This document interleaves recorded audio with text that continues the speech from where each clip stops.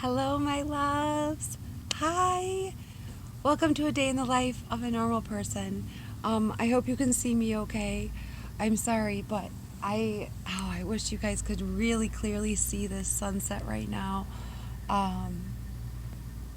So this is a very special recording. I am outside of Joy's. Here, let me give you guys a view, okay? So this is the field behind me. There's our moon. Can we zoom? Are we allowed? No, zoom. No. Anyway, look at our beautiful. Wait, there. All right, beautiful. Anyway, and then there is our Joys, all packed up. That's what's left for like the next people. Her new mom and dad, and there's our beautiful sunset.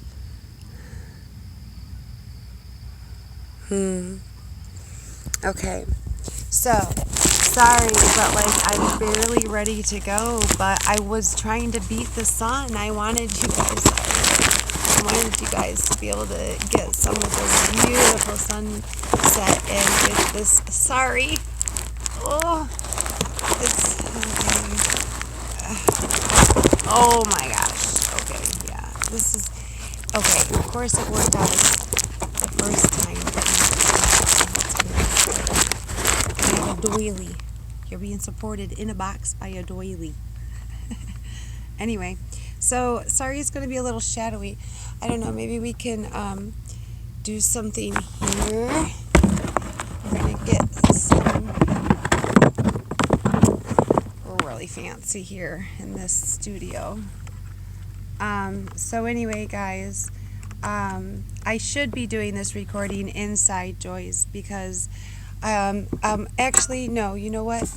Most likely we're going to have a morning message. So stay tuned because tomorrow's message is most likely going to be the last message inside Joy's. Okay. I told you things were coming, changes were coming. I just had no idea what they were going to be like. This is not the avenue that I expected this journey to take. But I am very much learning to go with the flow and going where I'm supposed to go, going where I'm called to go, going where I'm led, what I'm led to do most likely, or most importantly. But anyway, okay, so I have a little bit of message, even though it's whatever day you are watching this information is pertaining to you. But when I am recording this, it is Friday. Oh, I wish you guys could see that. Hold on a second.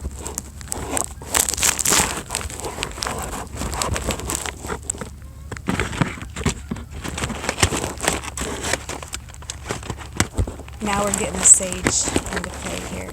Sage is backing you up.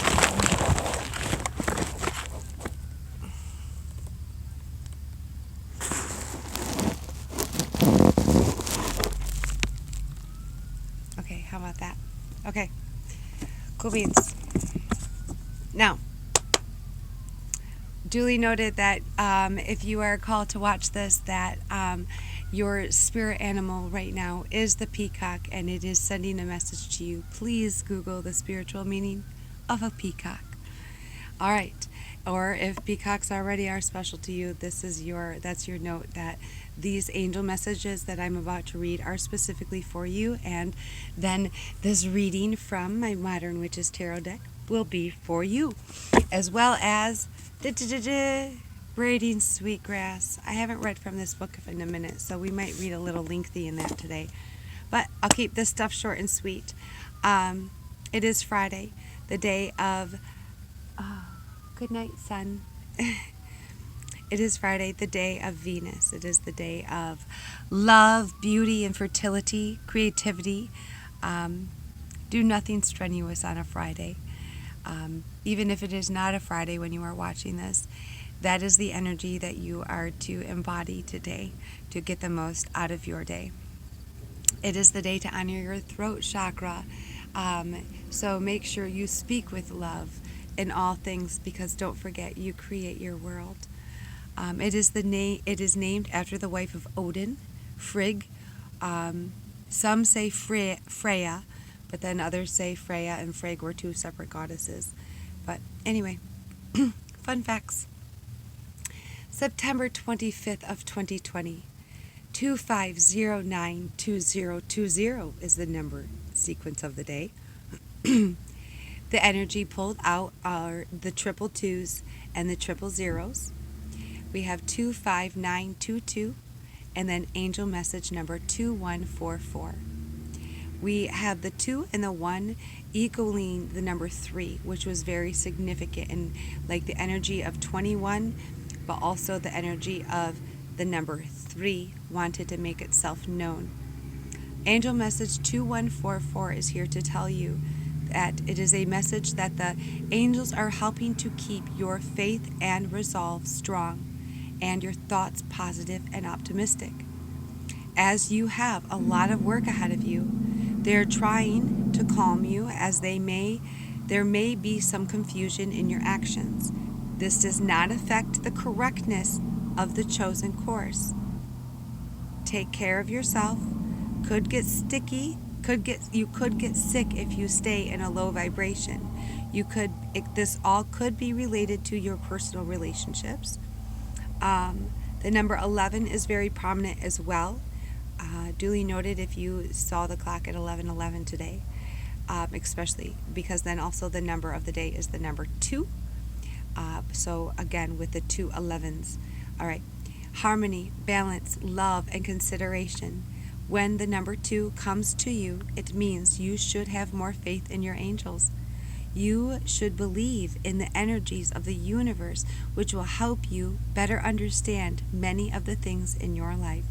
It means cooperation and peace, so many good things are on their way to you.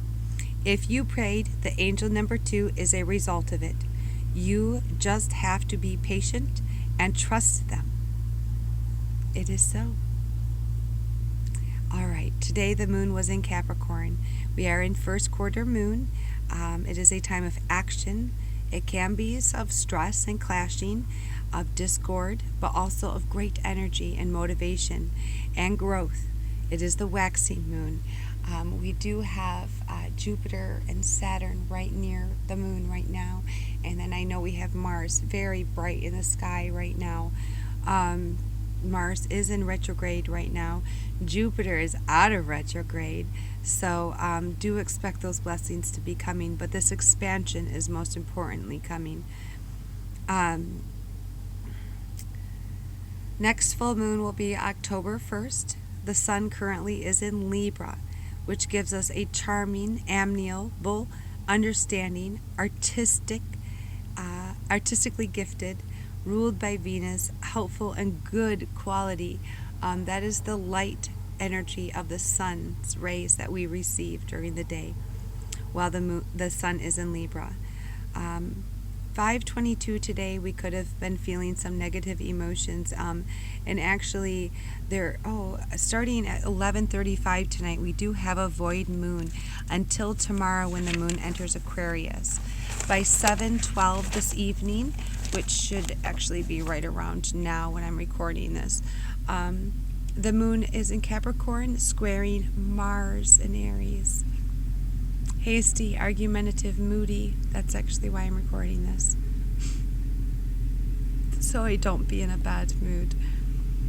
But 11:36 p.m., the moon squares Mercury in Libra.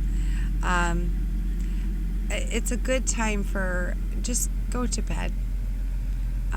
Try to write in your thank you journal before you go to bed tonight to set the tone for positive action while you sleep, okay? All right, my loves. Let's read. That's the noise a peacock makes, just in case you were wondering.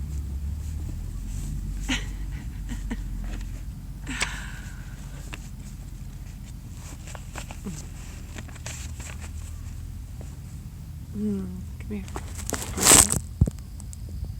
You see it just a little bit right there?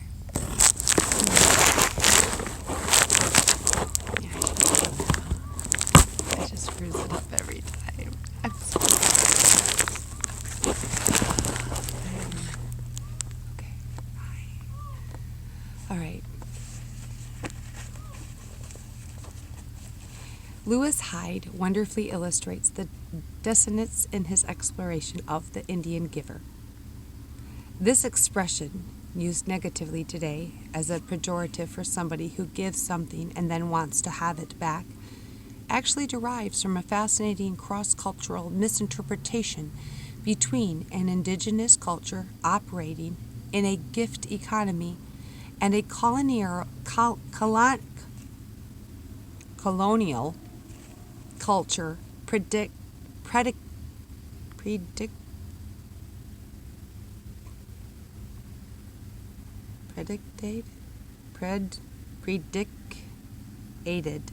on the concept of private property. I don't know why that's... Need to work on my throat chakra every throat chakra day. Gifts were given to the settlers by the native inhabitants. The recipients understood that they were valuable and were intended to be retained. Giving them away would have been an affront. But the indigenous people understood the value of the gift to be based in reciprocity and would be affronted if the gifts did not circulate back to them. Many of our ancient teachings counsel that whatever we have been given is supposed to be given away again. From the viewpoint of a private property economy, the gift is deemed to be free because we obtained it free of charge, at no cost. But in the gift economy, gifts are not free. The essence of the gift is that it creates a sense of relationships, a set of relationships. The currency of a gift economy is, at its root, reciprocity. In Western thinking, private land is understood to be a bundle of rights, whereas in a gift economy, property has a bundle of responsibilities attached.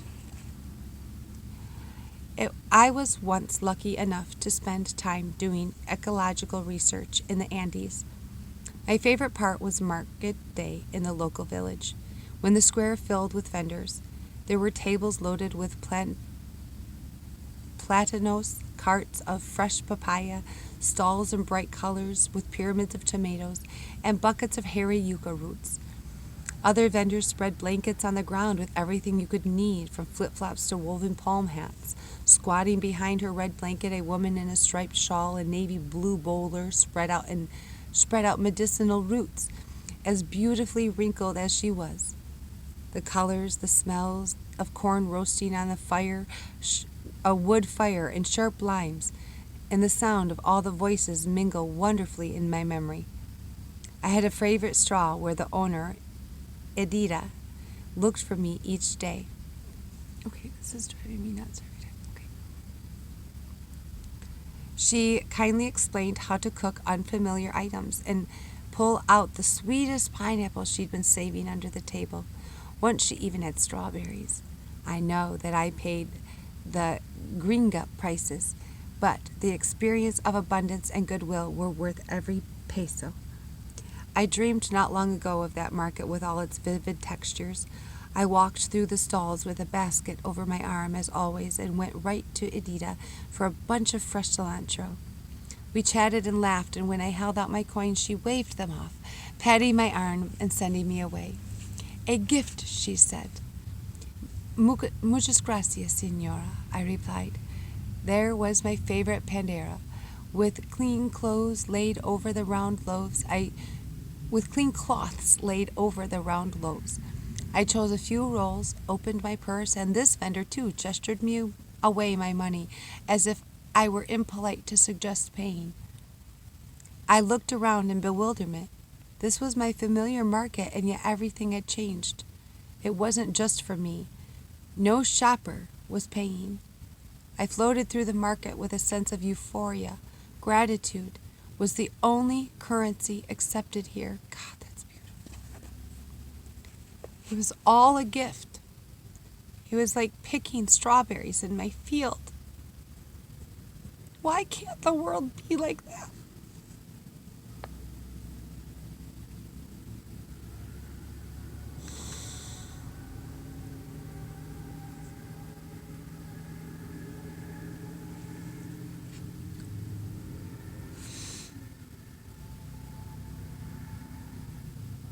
The merchants were just intermediaries.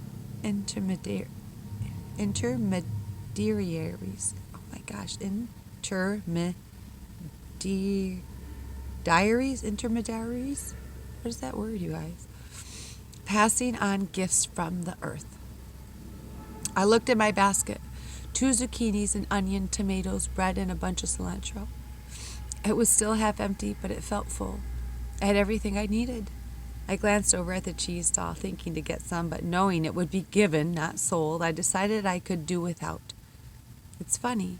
Had all the things in the market merely been a very low price, I probably would have scooped up as much as I could.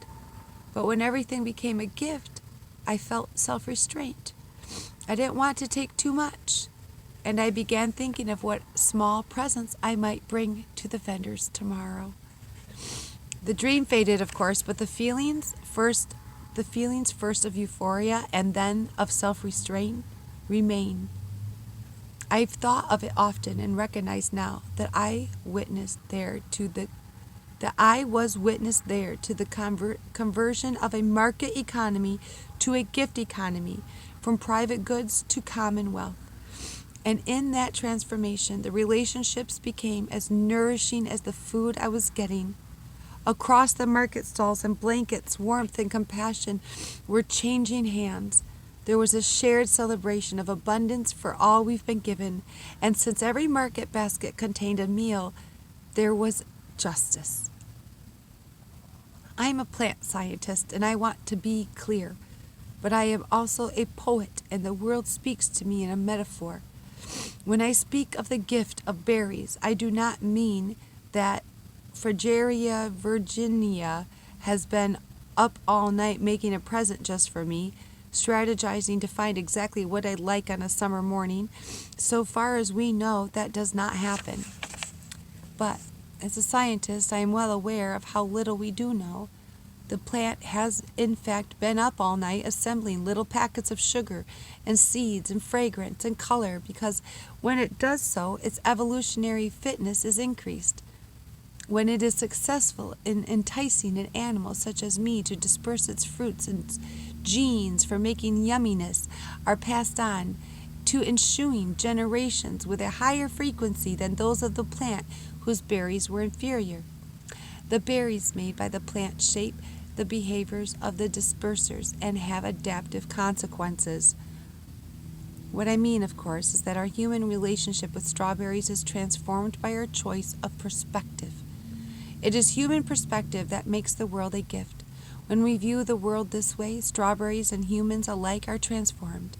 The relationship of gratitude and reciprocity thus developed can increase the evolutionary fitness of both plant and animal.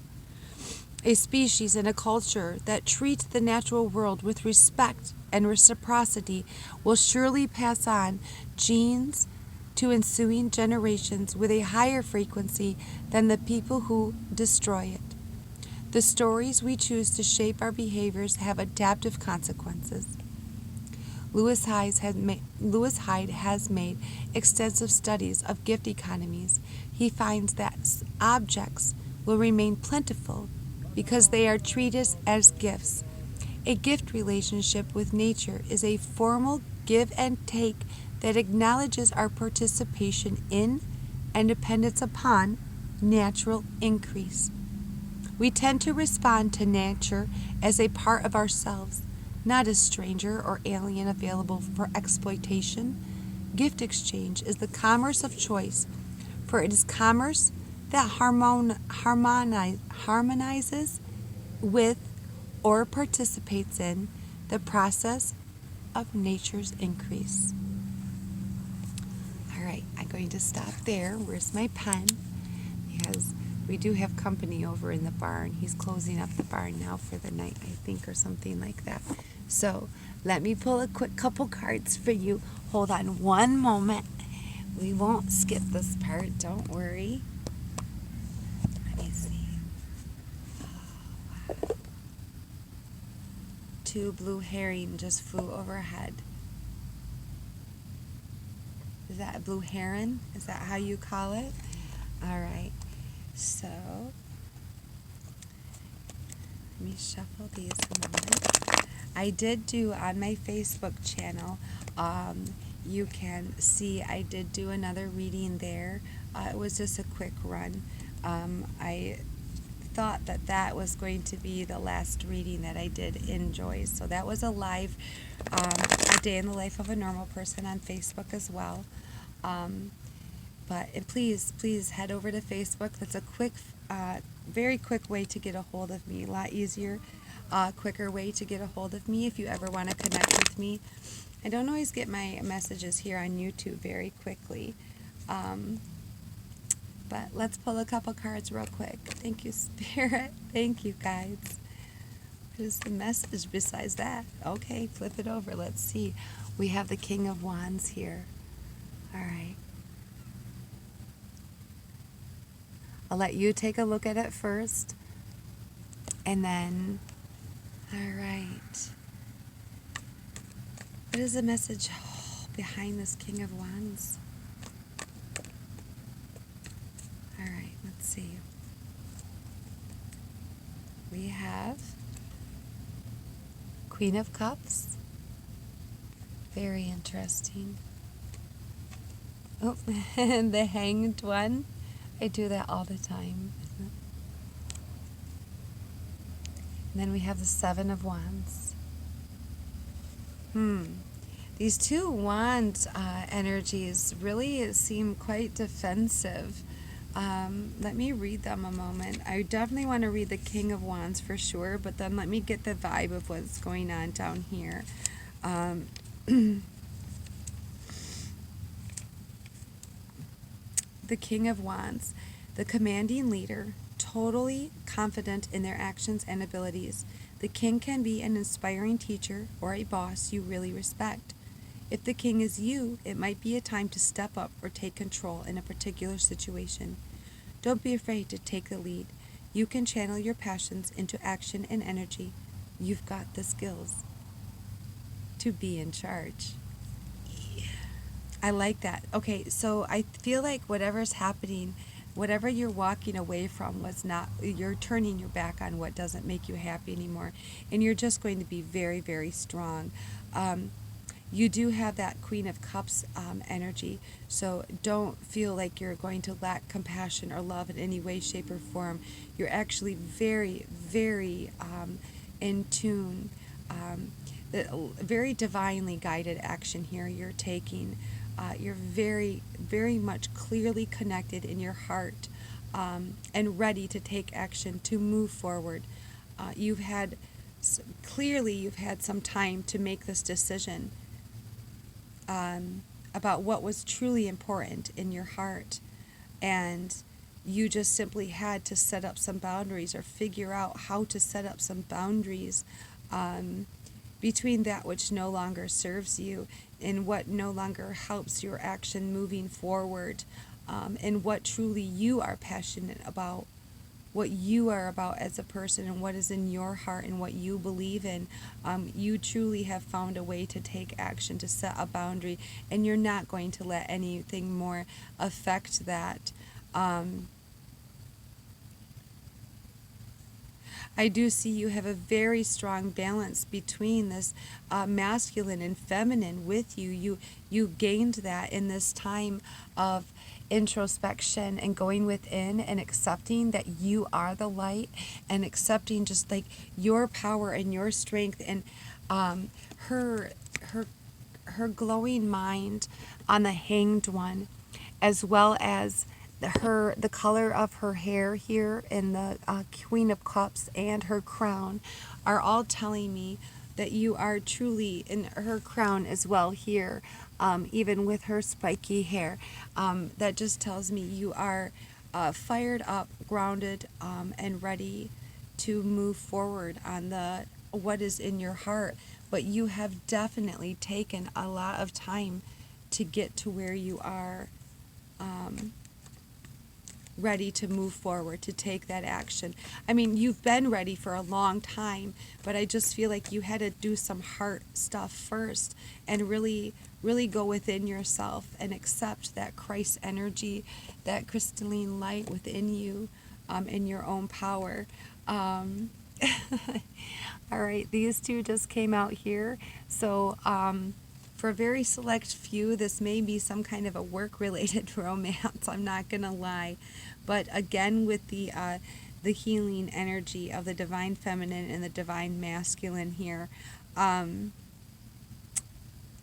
and you again, whatever you did to also go within, again with that grounding energy, you have the 7 of Wands, which is your action forward, which moves you to the 8 of Pentacles, which is a grounding abundant energy. So I definitely see, it's almost like whatever you changes you make and whatever boundaries you finally put up for your life, because you finally know who you are and what you want and you're ready to move forward, it brings in love and money. It's like you are staying true to yourself, though. That's the thing. See, her she's youthful here. She's comfortable. She's in her socks. She's in home. She's in the comfort of home. Also, the number 8, infinite, beautiful. Also, this here, divinely guided. But their nakedness tells me that you simply are ready to be really, truly who you are at the core. And there may be somebody that you may be super loving and compassionate, but this person is very passionate. And it's a healing relationship, but you stick to your guns and you stick to doing you, and you be you no matter what. You truly, that's again with this Hanged One, and this truly is telling me you've taken enough time now, and it's time to reap the infinite benefits and abundance and rewards in love, stability, money. This is a beautiful King of Wands, Queen of Cups, the Hanged One, 7 of Wands, 8 of Pentacles, and the Lovers. If you would like an extended reading on those cards or a more personalized reading, please do not hesitate to get a hold of me, okay? Either comment here or feel free to find me on Facebook at A Day in the Life of a Normal Person. Send me a member request and we'll connect soon, okay? In the meantime, use compassion in all of your communication and watch joy flood your lives. Be blessed, my loves.